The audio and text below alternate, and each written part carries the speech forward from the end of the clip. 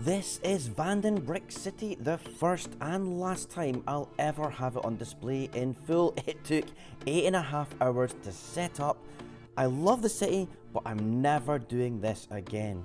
Going forward, I have to change it and make it easier to transport. So very shortly, I'm going to give you one last tour, a 360-degree view, which I can't do in the house.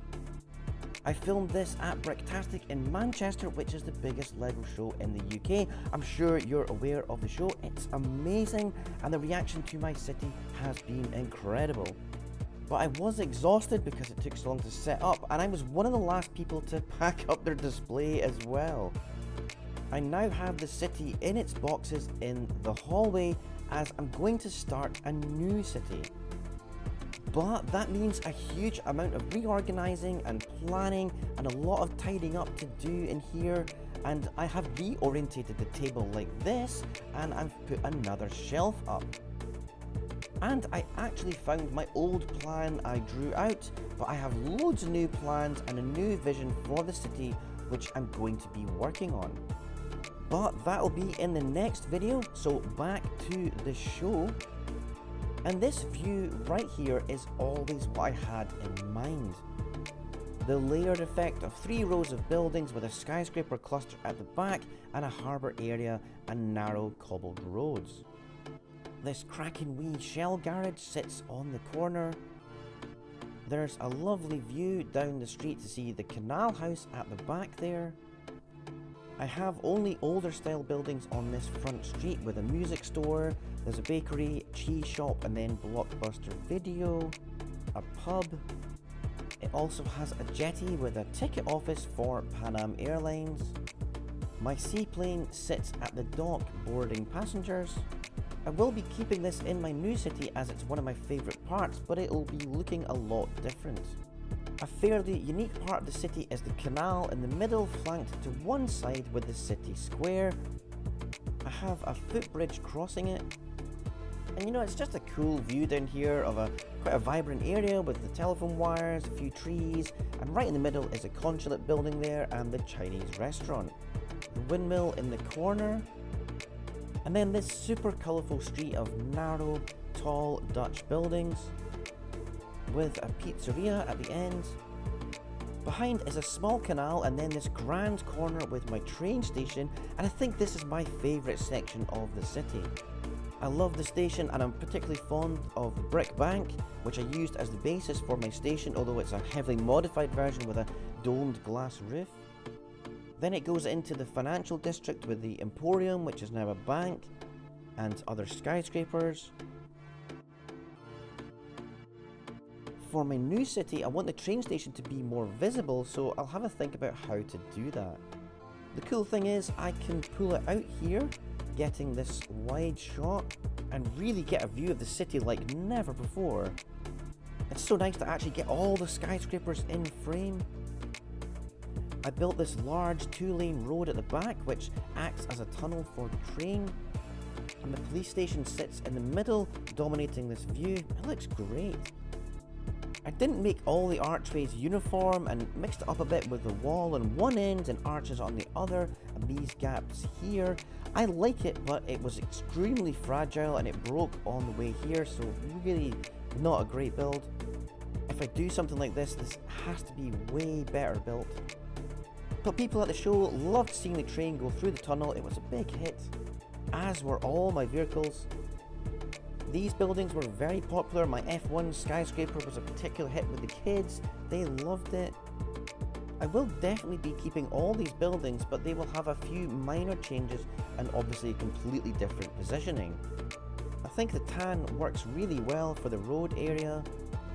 Oh, these are all my event bricks for all the shows I've done over the years. And I think the streetlights look really good. Eventually in my new city I will have actual lights in them. You can see the white IKEA boxes at the base there. My skyscrapers sit on top of those at the back, and it's a great way to add height, and that's something I'll keep in the new city as well. The black building is of course influenced by the Sears Tower in Chicago, and it's my bad guys HQ, Lunatic. I knew it would be, but yeah, it was a big hit. People loved the evil boardroom meeting going on inside, and I'm going to keep that, of course, and maybe have a slightly different view. The white KLM skyscraper is also one of my favourites, as is the Atari one, although shame it's kinda hidden, and that's something I want to improve in the new city, make them more visible. The railway corners are filled with foliage. I miss smaller water scene with a canal boat. I put the new time machine set here, flying, hovering. The railway sort of divides the city, but I kinda like it. There's my modified hotel, which is a Hotel Indigo. The Atari skyscraper has a landing pad and the sign is brick built.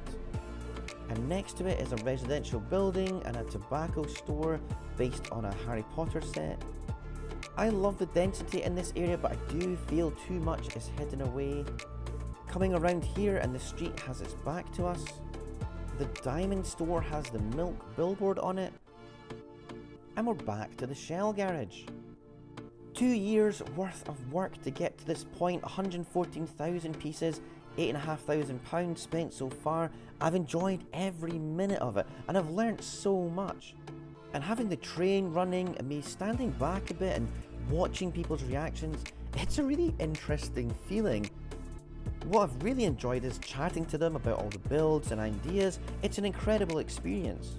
But I've enjoyed people enjoying my city. It's a really strange feeling. I can't explain it really, and it's just really made me enjoy the city more, sharing in it. I think it has been successful given my initial aims. I wanted to get a finished city, which I did, and I got it on display in a complete form. And I feel it's essential to actually have a goal in mind that can be achieved, and having a complete city that can go on display was the main one. And going into the new city, I have similar aims. First of all, it has to be built in a way that is transportable way easier than it was this time. It must have a railway, it must have a waterway and a canal, it must have skyscrapers and an old town, a city square and a train station, and it must use those older cobbled streets linking up with a large, more modern one. But as I go around here, I can see how many constraints forced me into some odd decisions. Constraints can definitely be a good thing as it inspires innovation and creativity to solve a problem, but I think one of my problems was I just had too many ambitions and too many buildings. So I will be thinking very carefully about how to avoid hiding some buildings too much. I also really want to have layers of streets with skyscrapers on the IKEA boxes to add height, so I'm going to keep that. And I think I might have to expand the harbour area to fit a ship maybe, and add the fishing shack, so lots to figure out. Here's me complaining though and pointing out flaws, but then I realised the city is actually pretty cool. It's very pleasing to look at, and it has been a very special experience at the show. You know, it's so pretty, there's a wealth of detail and storytelling with all the minifigures going about their day, and lots of wee scenes that I added with them. It's also unmistakably a Dutch city, and a wee shout out actually to KK Builds from the Netherlands, another YouTuber who filmed my city and gave it a resounding thumbs up.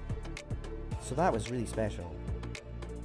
I really don't want to make a generic American city or just a bunch of Lego modulars linked up with roads. Bryyk City does that just fine. I always wanted a truly unique and different city that couldn't easily be copied, something that would stand out but yet still feel kind of familiar. The train station, I feel more and more, is one of my greatest accomplishments. The platform roof is built using curved windows sitting on a frame. I think it's great. To have the staircase, the bicycles, the old phone booth, just worked really well, but it needs to be changed. Because I built it over 2 plates and it really didn't travel very well, it just broke, so it has to be built better.